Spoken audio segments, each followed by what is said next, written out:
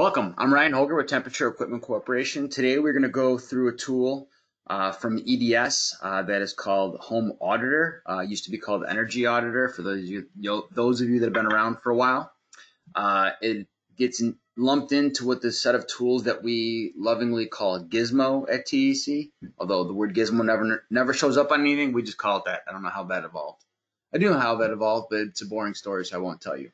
So this is kind of a continuation today of what we talked about last Wednesday with that load calc software. This tool is part of that suite. If you don't know what I'm talking about, or if you're watching this recording, stop watching the recording, go back and watch the Gizmo load calculator first, and then watch this one.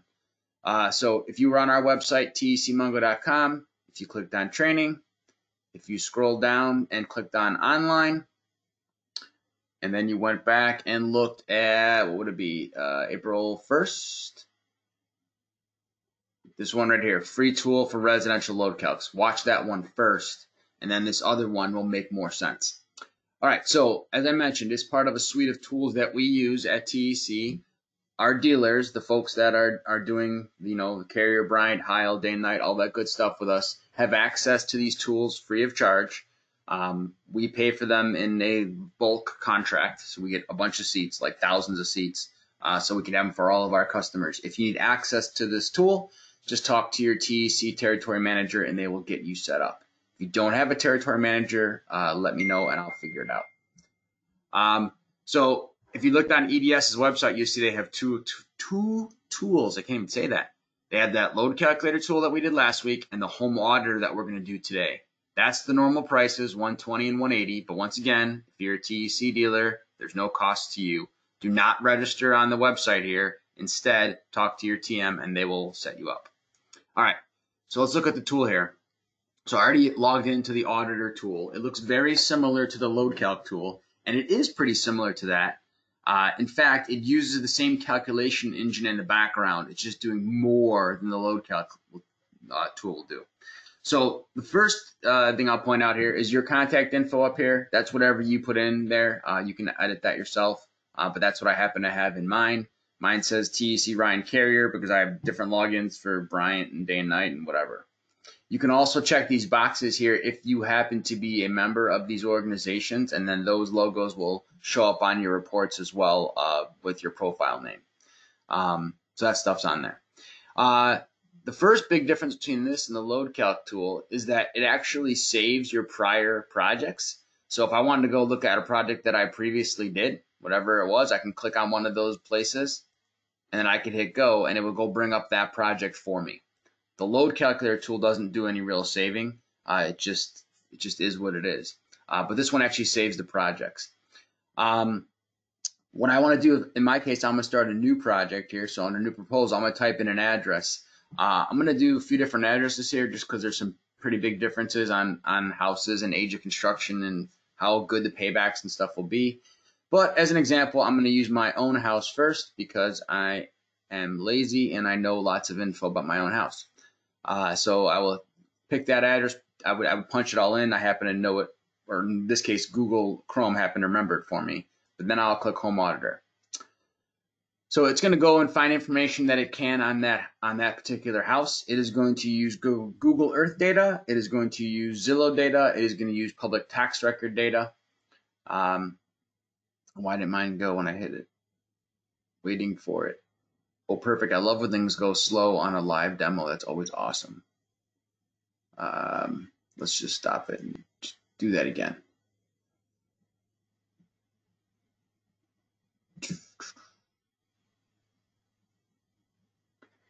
Well, that's not awesome. What's going on here? I've been using this thing all day. Give me 1 second, my friends. Let's see what happens here.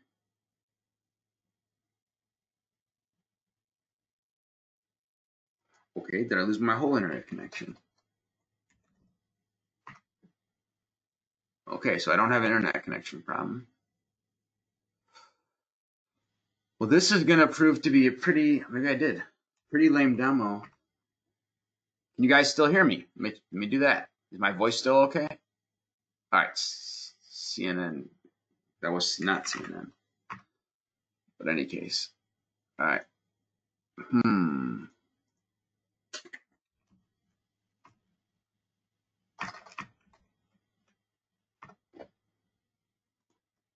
Log back in here.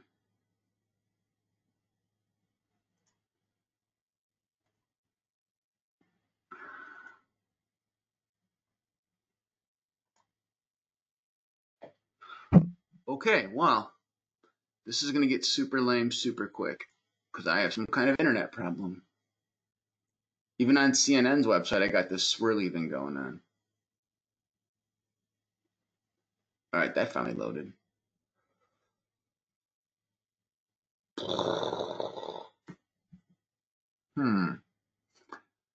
Okay, let's do this. Let me start this discussion by showing you the output of the software on the PDF I just did a little bit earlier today.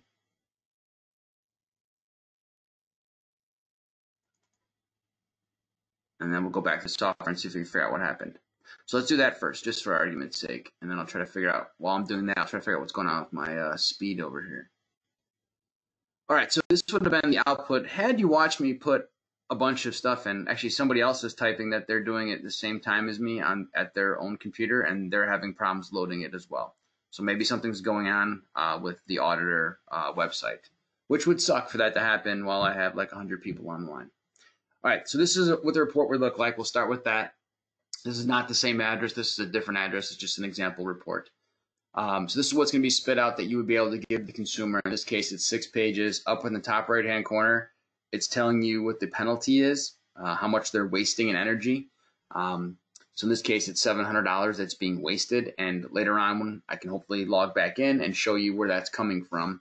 But in this particular case, it was specifically coming from furnace efficiency, AC efficiency, and the duct system. The tool will do other things. It'll do insulation, it'll do air tightness, it'll do water heaters, it'll do what's the other one I was trying to think of saying?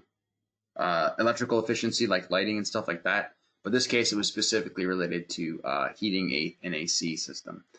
So there's my contact info, any certifications I have, and then it shows me the information from my current house and my second my current house and my retrofitted house. So what the tool actually does is it does 2 load calculations side by side, one with the way the house is now, and one with the way you are going to make changes to the house. So in this case, I made some changes, like I mentioned, duct efficiency, furnace and AC efficiency, and that's where the changes were coming from here. So showing you that this is what the cost was to operate the home currently, and this is what it's going to cost after the upgrades are made in this particular case. I made no electrical upgrades, that's why nothing changed there, no lighting upgrades, if you will, but it was just water heater, heating, and cooling system. It does also show it to you graphically. In this case, pink is heating, blue is cooling, water heating, electric is gold, and then there's that difference there that we're calling the heat loss or the heat bleed. And then it also shows it to you in terms of dollars. In this particular case, I actually went into the system and I put in some costs of these systems. And I just kind of guesstimated what things would cost to do a duct sealing project, upgrade the cooling, upgrade the heating, upgrade the water heater. And then I also had some miscellaneous upgrades in there. In this particular example, it happened to be a thermostat and a better air filtration system. So that's kind of like a penalty. There's no energy savings for doing that. It was just kind of like, well, for doing this whole project, we want to do that also. So it's just like another $1,000 cost penalty to me to my project. So it's $14,000 in upgrades to save $700. Obviously, if someone's upgrading things in their home, it's not for the sole purpose, usually, of just energy savings. It's for other reasons. Either something's broken, not working, so they have to do something anyway, or it's a comfort issue, or something of that nature. And then based on the information I put in for financing, it's also showing you that here. In this particular case, the system that I chose had $2,500 in incentives. And in this particular example, it was from the carrier factory, and it was from the various utility rebates in that specific area. So it was a pretty attractive rebate for this particular system, which was a 97% furnace with a 19 SEER air conditioner. So that brought the cost down to $11,000. Their savings obviously comes off the energy savings discussion. The loan amount, in this case, I was assuming they're going to put $450 down and finance the rest, because most people probably aren't going to put down more than that. I used the default interest rate on that was on the software tool here. But if you were using a specific program with Wells Fargo or the utility or whatever it was, you could put that interest rate in here and then the amount of months term that rate was. And then it'll show you what the monthly payment is and as well as your monthly savings. Then beyond that, the other pages on here are more just for reference. You don't really need them for showing the customer, but it does show you the details of the load calc side by side and whatever conditions you had put in. In my case, I put all the same conditions in for the current home and the retrofitted home. People may or may not be changing set points when you make improvements and things like that. For example, if you air seal the house, chances are they're going to have different thermostat set points than beforehand because they no longer have that draft to deal with. But I didn't do any of that in this case. I left all that the same and just let the raw AFUE and Seer do the difference for me in my discussion. So they're showing my various loads. All these numbers are if you look at them, they're all the same. Boom, boom, boom. The only difference is in terms of heat load and cooling load was the fact that I had sealed the duct system that was in the crawl space of this home. So that did give me some energy savings there. In this case, 7,000 BTUs per hour on the heating side and probably something slightly less than that on the cooling side when we go look at that one. 3,000 on the cooling side. That's coming off the duct saving. Putting in a better furnace or putting a better air conditioner in doesn't change the load of your home. It changes how much energy it costs to take care of the load, but it doesn't change the load. But improving duct leakage or duct insulation can improve the overall load calcs for the facility. And I obviously didn't change any windows or anything that in this case, so these graphs are all identical in that regard. Let's go back and see if things play nice. That's not a good sign of playing nice, but let's just see. Go back to your virtual HVAC.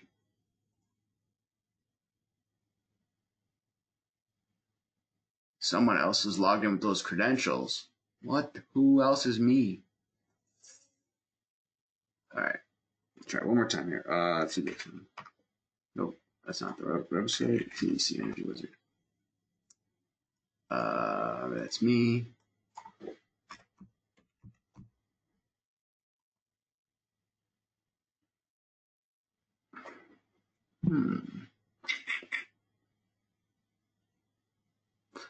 All right, well, their website is functioning. It's a little slow, but it's functioning. So when you guys log in, you won't normally see multiple brands. I do see that because at one point in time, we had some branded versions of this tool, which no longer are a thing. All right, so let's pretend that the last 7 minutes didn't happen. Let's see if this calculates for me now.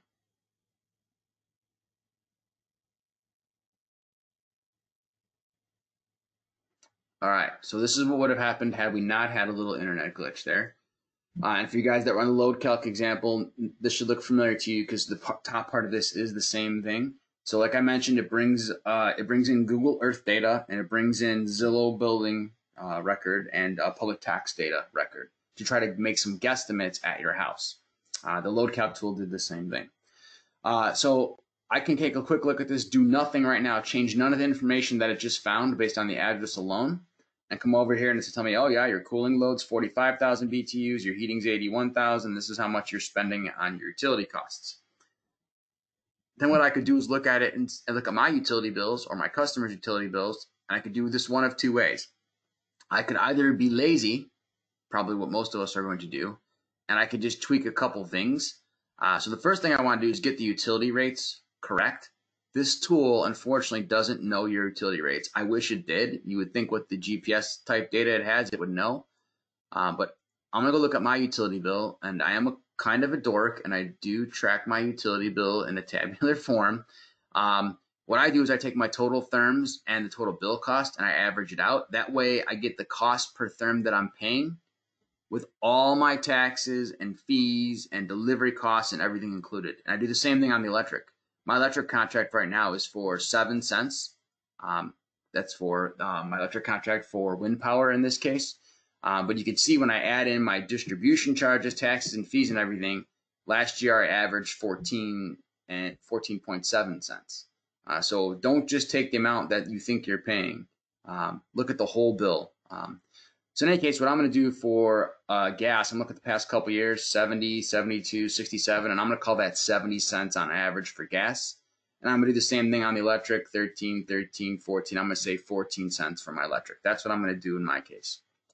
So I'm going to change that. I don't have separate rates for summer and winter. Some places do have that, but we do not have that here where I'm at in my area. Some of you, if you have an all-electric home, you might get a separate winter rate. So I changed those. You notice it'll actually change my my dollar amounts. I'm slightly anal, so I'm going to put it like that. So that does tweak my dollar amounts a little bit there. I'm not going to change the propane and oil. Those only come into play if later on, down below, I select something that is propane or oil. And I am not selecting anything in this case. I'm using natural gas, so those things don't really matter. So what I could do now is I could be lazy. I could say, yep, that sounds about right for my cooling costs. And it probably was pretty close for my cooling costs. Yeah, I spend about 100, well, and the heating, it's about 35 bucks a month times 4 months. Yeah, it's probably like 150 bucks in my case, but I do some really weird stuff in my house to save extra energy. But I could say, you know what? Yeah, no, my customer doesn't spending 450, he's spending 200. Okay. What I could do then is I can grab this slide bar and I can drop it down a certain percent until it gets close to what my customer's actually paying. Dang, that was pretty good on 200. I could do that there. And then the heating, I could do the same thing and say, no, that's not what he's paying. He's really paying whatever, 600 bucks, which was probably pretty close. I spend, what is that, about $400. Do we take out the other stuff that's not furnace related? 400 bucks on gas. And then I spend like 25, 30 bucks to run my fan a month in the winter. So it's like $600, $700 bucks that I spend to heat the house right now. So that's actually pretty close. So I could do that if I wanted to, and then make all my decisions off of that. I don't normally do that. I leave these at 0. That would have been the lazy way, and I can get an answer in 5 minutes. I don't want to do that in my case. So I'm going to put those back to normal. And instead of using the slide bars, so now they're back up to normal up here, what they were. I'm going to go in and fix the information about the home until I get to the correct load calc and or the correct dollar amount over here. So the way I'm going to do that, I have this home energy modeling section that I'm going to open up and expand. Now what's going to happen is on the left-hand side and the right-hand side, it's going to do 2 simultaneous load calcs. It's pretty much the same as the load calc tool we looked at last week, but it's going to do 2 of them side by side.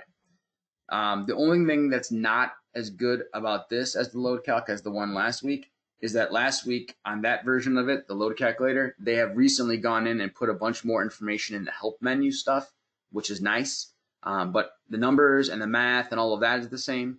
And eventually those help screen info items will probably make their way over here. Like some of them already on indoor summer, you can already see they already got some notes in there.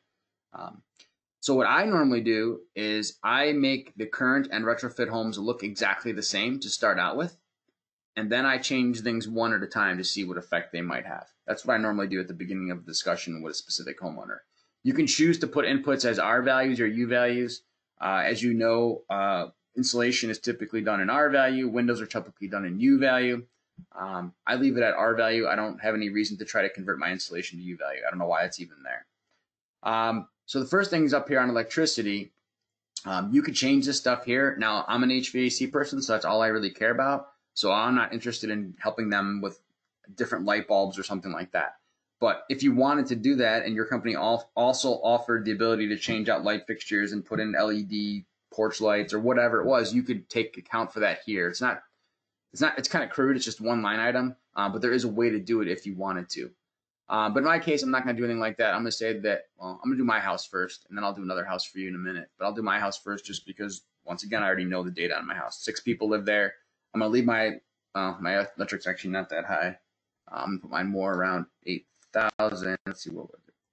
My whole house, it's 8,000 minus the AC, which is about 400, it looks like. So I'm going to go 8,000. We'll do that. But I'm going to make mine the same on both, so it's not really going to matter in this case. Anything that's the same on the left and the right isn't going to have any effect on the payback and dollars and any of that.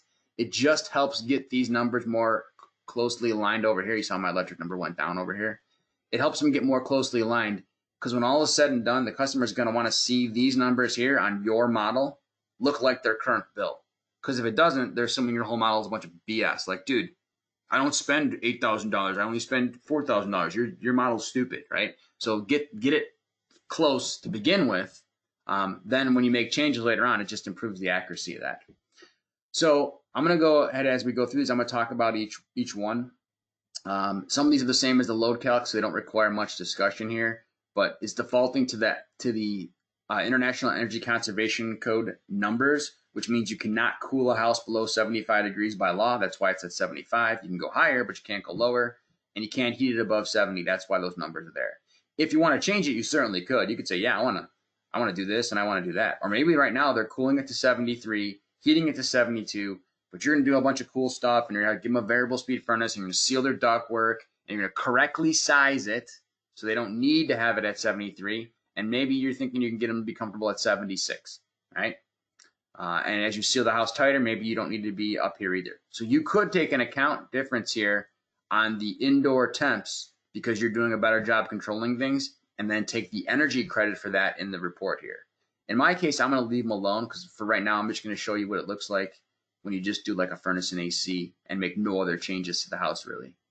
But that's what you can do with the indoor temps. The outdoor temps, you do have the ability to change them on the current load and the future retrofitted home. You wouldn't do that though. I don't know why they give you the ability to change them. They should be the same. It's not like you have the ability to control the outdoor weather. So that's stupid, but you should make them be the same. If you're curious why this is 89 and why that's 3, I refer you back to the webinar last week. All right, so those numbers, we know where those come from. Then you can tell what kind of heating system you currently have, or what kind you're going to put in. Maybe they have gas now and you're going to a heat pump, or maybe they have electric heat now and you're going to a heat pump. You can take that into account here. In my case, I'm going to go real simple. I'm going to go natural gas. I'm going to say they have an 80% furnace now, and we're putting in a absolutely top of the line, 97, 98% efficient one. Now, if I pick natural gas here, then the heat pump numbers like HSPF and COP don't do anything anymore. They're still in here, but they don't do anything. I kind of wish when you pick something here, I kind of wish it would gray this other stuff out, but it doesn't do that. You just have to kind of know that HSPF doesn't have anything to do with natural gas heating, and AFUE does. If they have an older furnace, you could have something else. You might have 78 or 75, or maybe they got some old, beastly octopus and it's 50%. You could put in whatever they actually have. The other thing that happens too is, like, even if I have an 80% furnace in there, that's 80% when it was brand new. The chance of it still getting 80% is low. There's probably dirt built up on the heat exchanger, and the dirt acts like an insulator. So sometimes we will derate certain appliances for efficiency. So depending on my visual decision by looking at their heat exchanger, I might come in here and say it's 80% rated furnace, but it's only 75. Or I may put my combustion analyzer on there and actually see what the efficiency rating is coming for a combustion efficiency. Even though that's not the same as AFUE, it still gets me in the ballpark. And if that's showing me it's 72, well, I'm not putting 80 in here. I'm putting 72 in. But for today, I'm going to put 80 in. I'm assuming they have a good, well-maintained, clean, 80% efficient furnace. And I'm putting in a 97. All right, so we skipped the 2 heat pump ones. So now we got EER and Seer. This is kind of quirky. Most of you guys that are familiar with Seer know that there is no conversion between Seer and EER. That's not a thing that you can normally do. The 2 tests are different and unrelated. However, the folks at EDS have come up with their best guesstimate at a calculator between the 2. And you can either put the EER in or you can put the Seer in, but you cannot put both in. It'll change the other one. So if I say this homeowner doesn't have an 8 Seer, they have a 10, watch what happens to the EER. Now it says the EER is 9.2. But if I say I got 7 EER, it'll go and say, well, you only got 8 Seer. Whatever one of these you fill in, it calculates the other, even though it doesn't work that way in real life. What it's going to do is take that Seer rating, and it's going to use a quote-unquote typical Seer system of that type to try to build a profile up of how it will be running during various load conditions. So it's kind of a little bit of a horseshoe hand grenade discussion to begin with. But maybe they have an 8 Seer now. They probably more likely have a 10 Seer. So we'll say they can have a 10 Seer, and I'm going to put in a 19 in this case. right? Not the absolute top of the line, like the second to top of the line kind of thing. Sensible heat ratio we talked about last week as well. That's pretty normal ratio if you have better information on what you got going on as far as sensible versus latent. 0.75 means 75% sensible, 25% latent. Then it gives me this field to take into account duct system improvements. And if you hold your mouse over the little arrow, it tells you what does that mean. It's thermal loss from poorly or non-insulated ducts. It's duct leakage. It's restrictions. You can kind of use it to guesstimate just about anything you want, which is nice because it's very flexible. The only negative to that is you kind of have to guesstimate, well, how much of the heating and cooling air that I'm making at the air handler is not truly getting to the space. You kind of have to guesstimate it yourself. That's the bad part, but it is really flexible in that regard. If you were doing this for, say, aerial seal, for duct sealing specifically, and you weren't looking at the insulation side of whatever, you could do that. You could do it just for insulation. You could try to guesstimate that. In this case, I'm going to say it is 50. Well, let's do mine based on like duct leakage. So this house actually had about 20, and now it's down to like 3 after aerial sealing it. But and we can look at those numbers later too. But we'll just do that for now. So far I've changed the furnace, I've changed the AC, and I said I'm going to make the duct system better. And you can add little notes in here. Maybe that was for aerial seal or whatever, right? You can add notes on these guys here. Maybe this is going to be, well, I guess I already got the AFU represented, but you can put the model number of the equipment in here, model number, blah, blah, blah, whatever you're proposing to the customer. So that will show up later on in your reporting. Water heater, same kind of idea. What kind of water heater do you have? Unfortunately, there's no heat pump water heater yet, which is weird. I don't know why. It just isn't a thing. Oh, there it is under electric. I've never gone to electric to look for it. I always looked for it here. That's stupid. I guess the fuel would be electric. Okay, so you can do heat pump water heaters on here. Most of us work with gas, so I'm going to stick with gas. I'm going to leave a storage tank in here as the base. They probably have a 5.7 if this is like 12 to 15 years old, which I'm assuming it probably is if they're asking me to look at their furnace and water heater. And then what am I going to put in its place? I could go with a different kind of gas heater, right? So I can go with an instantaneous water heater, which is going to be like 90-some% efficient or whatever. Or I can go with another tank that's maybe just like an Energy Star tank, which would be 6.7, I believe, is the Energy Star. So I can pick what I'm going to do there. I can look over here at the windows, and I can pick, I got notes here once again, and I can put the U factor in for my windows. 0.5 is a pretty typical number for like a double pane window. And then 0.65 is pretty common for like a low E window, which is what this house actually had. An older house would not have these numbers. You would put something different in here. But I'm going to leave the windows alone right now. But you could do this to show window savings or show the not savings of the windows in some cases. Then I have my building air in and out, my infiltration, exfiltration. So there's a couple different ways you can do this. You can say, what do you have for mechanical ventilation now, and what are you going to have? You can say, what do you have the infiltration now, and how good are you going to make it later?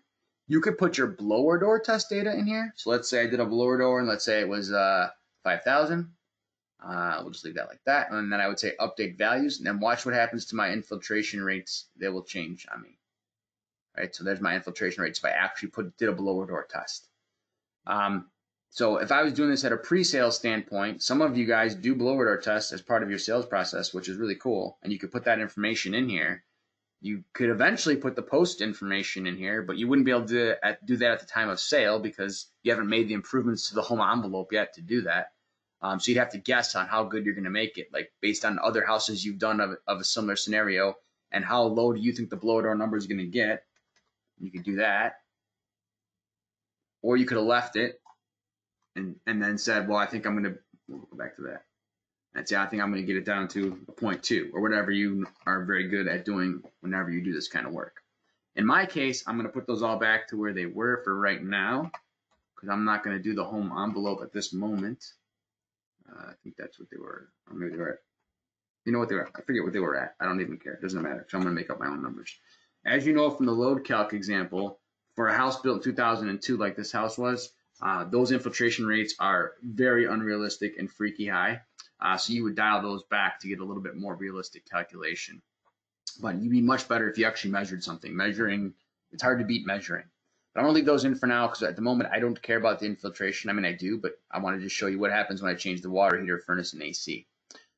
Then I got some information about the house, like I had on the load calc before. Average height, in this case, 8 foot second floor, 9 foot first floor, so we averaged out to 8.5. It's estimating the wall square footage based upon the square footage of the home and the height of the ceiling. So if I change this, it changes that kind of thing. I could also lock these in. So if I said, yeah, ceiling square foot 28, well, that would be true if this house was 1 story. But it's not. It's a 2-story house. So that is no longer true.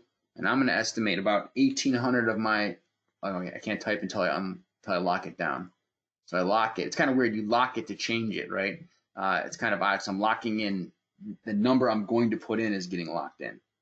So it doesn't change when I change the other variables. So I'm estimating how much of my 2,800 square foot house has roof exposure. And then you can pick what kind of insulation you have now. What type is it? And then the R values of it. The type doesn't really do anything for the calculation. The R value is what's doing is mostly the major portion of the calculation. There is some differences on here in terms of like air leakageness and stuff like that, but that's already getting overwritten by that up there. So the type of insulation here is more just for showing up in the report for the homeowner.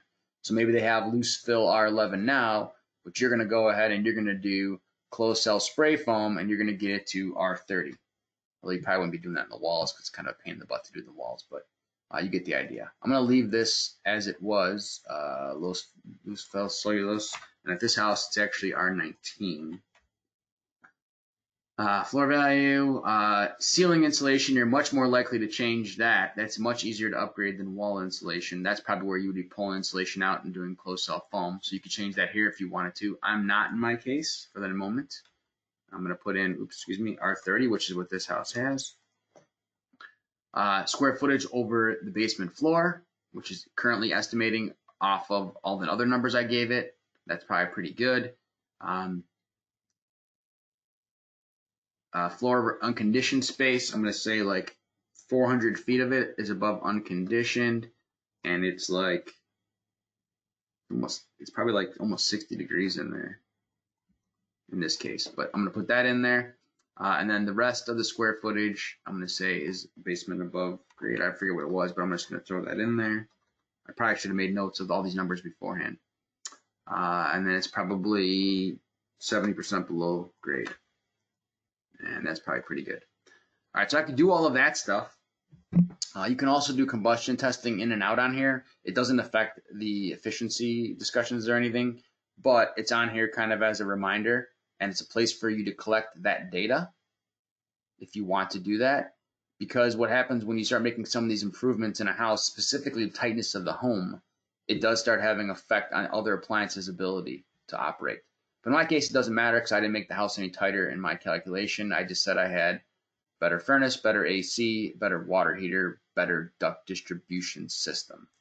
So you can see what happened here. This is showing me the previous number. This is the current number, saying it's going to save $586 a year in energy costs when I do this.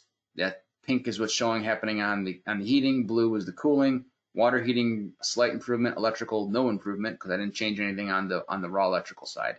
Now, I'm going to get better electrical efficiency on my furnace fan and things like that, but that's not being accounted for in there. If I knew what those numbers were, like my furnace fan, what I could do is I could adjust that number for how much I think I'm going to save energy in my furnace fan. So let's just say, I have to go do the math to figure out what it actually is. But let's just throw something in there just so it shows some kind of difference. We'll just say it saves 200 kilowatt hours. We have to go do the math to figure out. I've never actually looked to see what it does. But let's just say that for now. All right, so then I'll have a slight difference in there, and you saw it went up a little bit of money in savings there.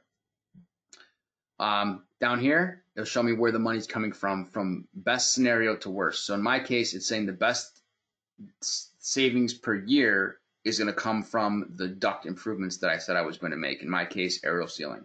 That doesn't mean that that's the project I'm going to do. That doesn't mean that that's going to be the most cost-effective project. Because I don't know right now if the aerial seal is going to cost me $50 or $5,000. I haven't defined that yet. We'll define that in a minute. But right now, it's just telling me which thing's going to save more energy in this particular example house that I put in.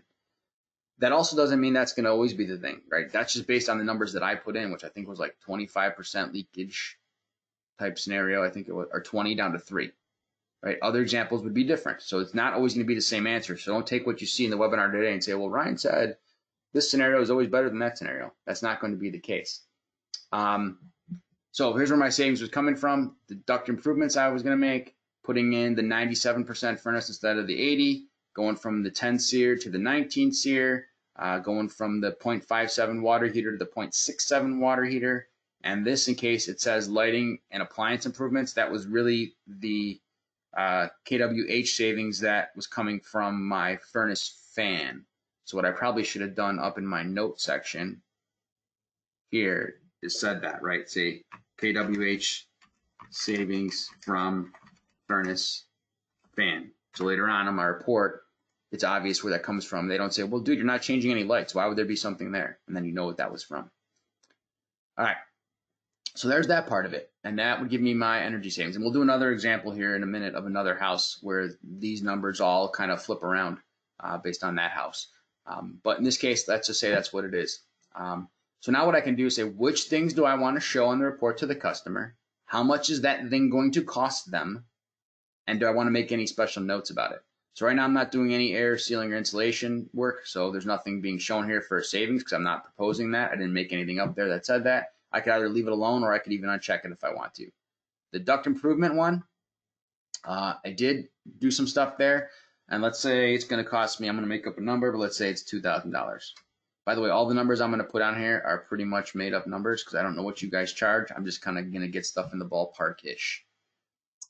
In this case, the lighting appliance, as you know, came from my furnace upgrade. So I would mention that here. It's going to save me $28 a year. That's not the real savings of a furnace ECM upgrade. That just happens to be the random 200 kWh that I threw in up top without thinking about it like I should have. But let's say it's hard to put a value on here because the dollars of the furnace, you know what, I'm just going to leave it off and because it'll get accounted for when I put the furnace dollars in down below.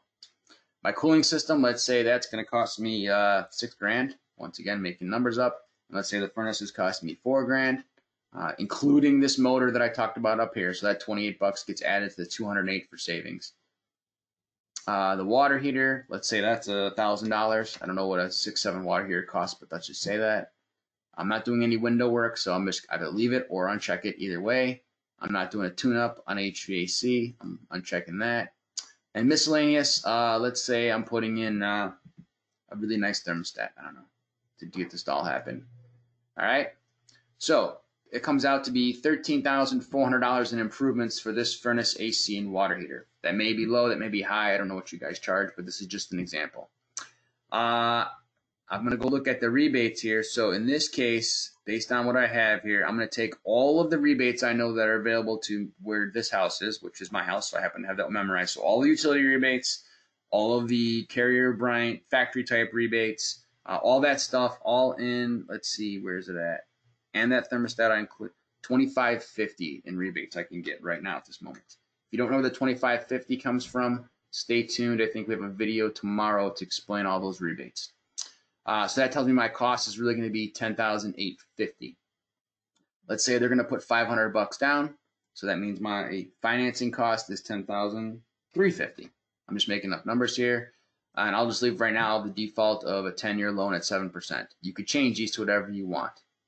My monthly payment on that loan is going to be $120. I'm going to save $51 from my utility. So it's going to feel like my payment is $69. I'm still paying the $120 to the loan company, obviously. But I'm also getting a savings on my utility bill, so that's going to be the netted out difference. Trying to think right now. The utility has a program. Gosh, what is it? Maybe we could pull it up real quick. Illinois EnergyLoan.com. I want to say it's like 4.5, 4.9 or 5.9. 5.99. So let's do that. Just for argument's sake, 5.99. So that's an on-bill financing program. So that what that means is that this monthly payment, $114, will get added onto their ComEd and Nightcore utility bill in this case. But the $51 will be coming off of their utility bill in terms of energy savings. So it's going to be like they're paying $63 for their new furnace, AC, and water heater. And I can get a proposal like I showed you guys at the beginning. I'll just pull that up just for argument's sake. Oh, it opened in my other window. Sorry. All right, it'll pull that guy up. So look, like just like the one I showed you before, it's just a different address, different house, and obviously slightly different info. So now I could also say, well, you know what? Some of these things aren't really doing it for me. Like maybe I'm all in. Maybe the water heater I'm looking at going $32 a year. It's not really worth it, right? So then what I can do is say, well, what do you want to do about that? I can either not do the water heater project. All right, so if I don't want to do the water heater project, I could come in here and I could uncheck the water heater project. And now those savings don't get accounted in my reporting and all that stuff down here. It just goes away, if you will.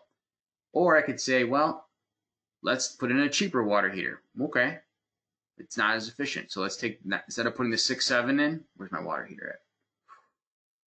I put a 6.2 in. Okay, put the 6.2 in. And maybe now instead of $1,000, maybe I can get the water heater installed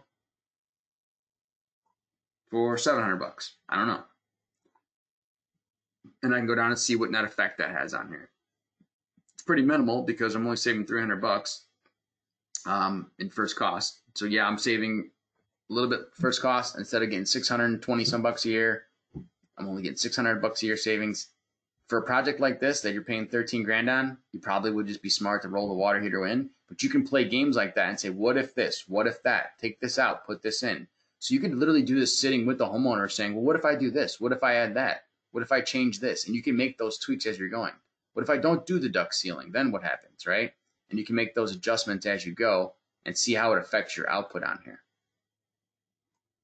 If you guys have any questions, type them in that question chat box and I'll do my best to answer them. I'm going to do another house example.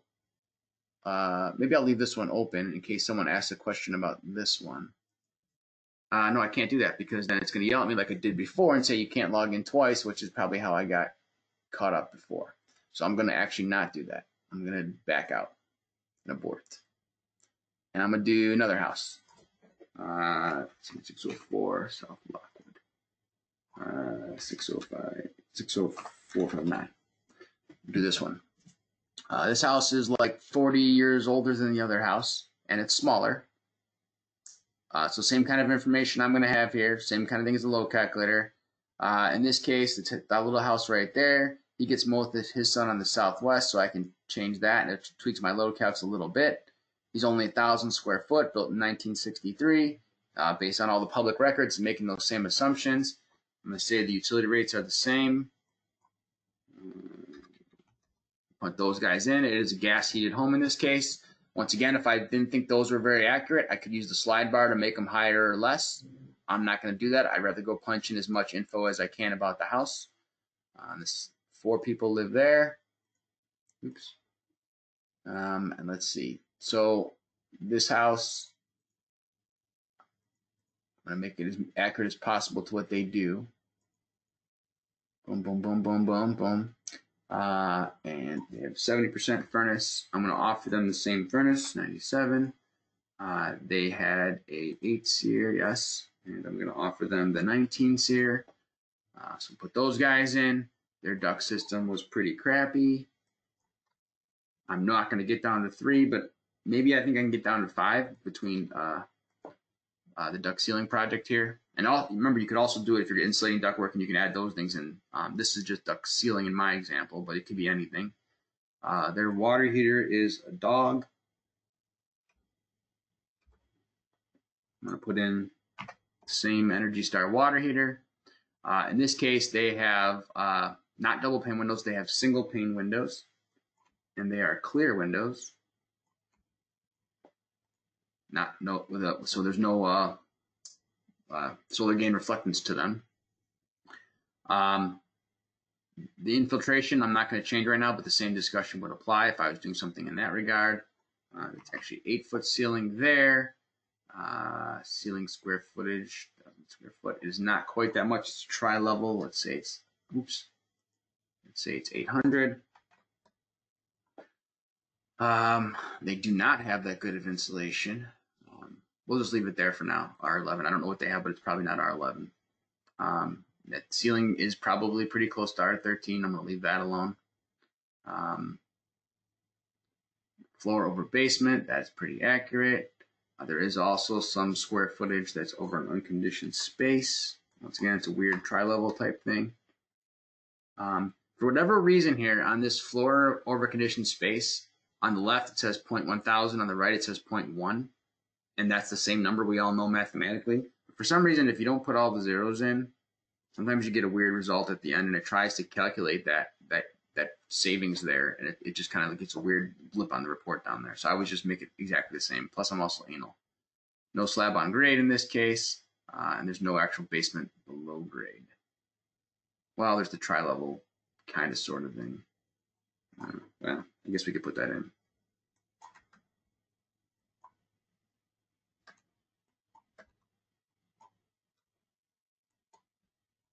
All right, so I could have done all that stuff. And I came here to see what my reporting is saying. In this case, actually, the duct ceiling is winning again. The heating system is pretty similar in savings. The cooling's getting a lot of savings. Most of that is because of the crappy windows. Normally, most of you guys know I'm not a huge fan of people changing windows for energy savings. The Payback is brutal. Actually, we can go up the top. We can actually do it right now and show you.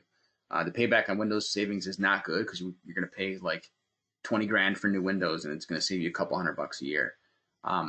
But there is a nice side benefit of having those better windows, which means much lower cooling load and more cooling energy savings as well, because those windows make a big difference on the cooling side. I mean, they do on the heating side as well, but the cooling, you're getting double whammy because of the thermal property of the window as well as the solar property of the window.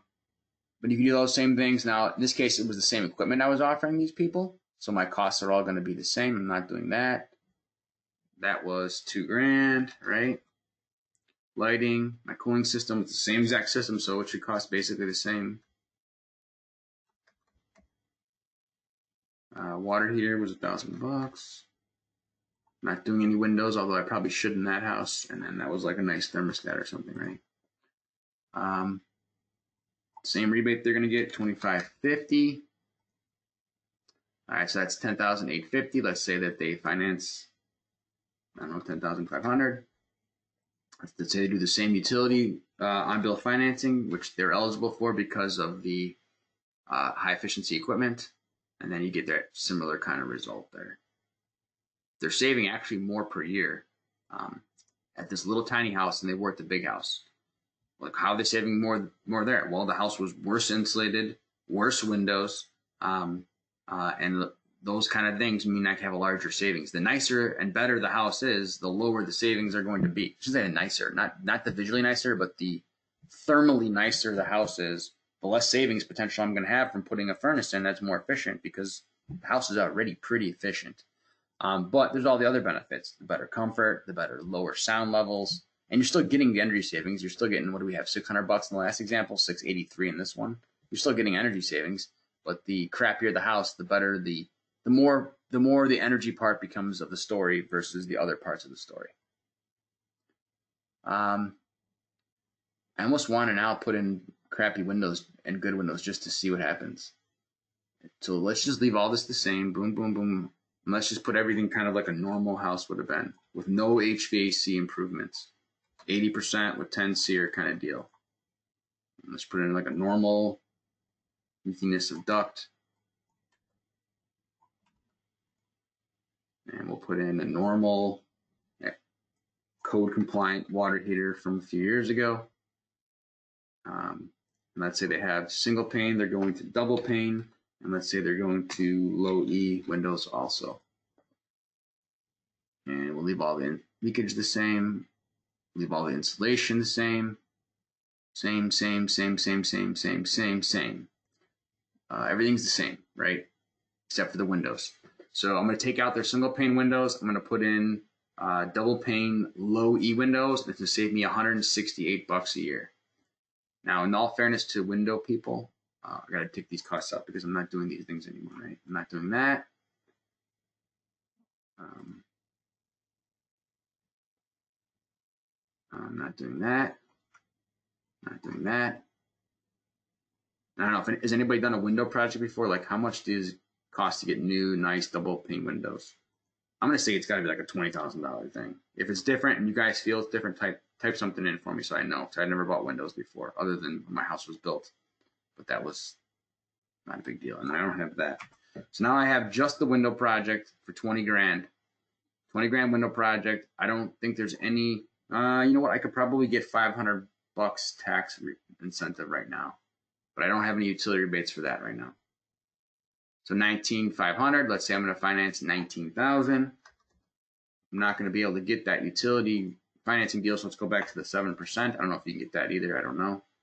So it's going to cost me $220 a month to get the new windows. I'm going to save $21 a month. It's going to cost me $200 a month to get the windows. Energy story on windows is not good. Even if you say, no, Ryan, dude, it's not going to cost you 20, it's going to cost you 15,000. Okay, 15,000. Fine. 15,000 to put all the windows in here.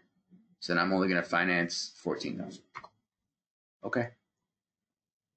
So it's going to, in this case, I'm going to pay 162. I'm going to save 141. So it's going to cost me $21 a month to get new windows. All right, you can get those windows for 15 grand. It's not a bad deal. $21 to have better windows. All right, I could do that. At 20 grand, I'm probably going to say no to the project. At 15, I probably would say yes.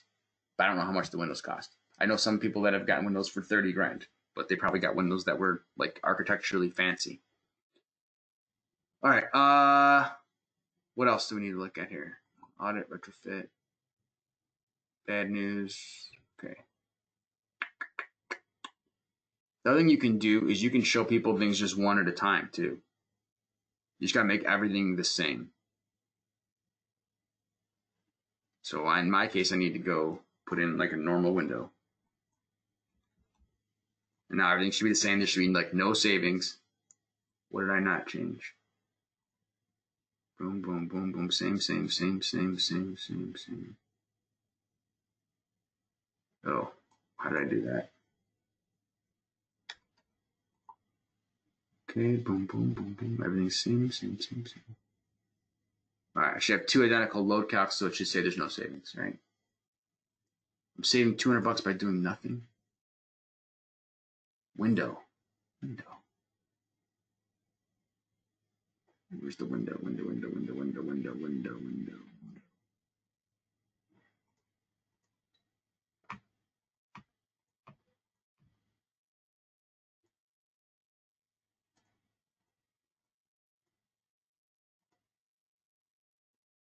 Okay, let me see.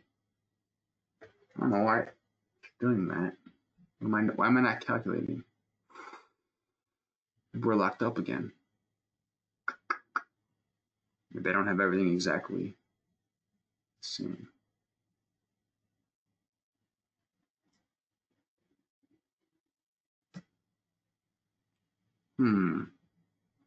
Let's make something else be primary. Never try to make it 0, 0. Okay, I'm not calculating anymore. So my connection is having an issue again. Twice in a live demo, we've had things stall up on us. All right, well, we can patiently wait, but I think I've gotten everything covered that we wanted to cover. What other questions you guys have? There's been pretty much no questions typed in. So I'll wait like a minute or two and see if you guys have anything.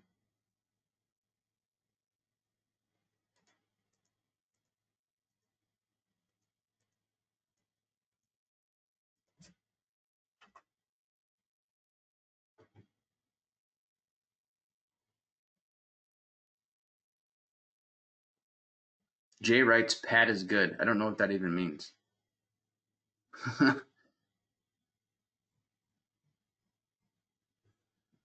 Okay. Well, I don't see. Oh, he's right. He's typing for Pat. Got it. All right. Well, I thank you guys for your time. Once again, if you want to get access to this tool, if you are a TEC customer, give your TM a call or an email or something and ask them for access to it. just tell them you need the Gizmo load tool, and they should already know that means both of these things at the same time. We're giving you both. Or if you're totally from out of state and you just happen to log into this randomly and you're not a TEC customer, then go to eds.tech and register and subscribe to it. There's a fee for that, obviously, but if you're a TEC customer, it's free of charge. If there's other stuff you guys want to see, let me know. Send me an email, ryan.hoger@tecmongo.com, and we'll do different topics. We'll keep doing these every week. So if there's something else you want to learn about, another software tool or a product or whatever, let me know. But other than that, I thank you guys for your time.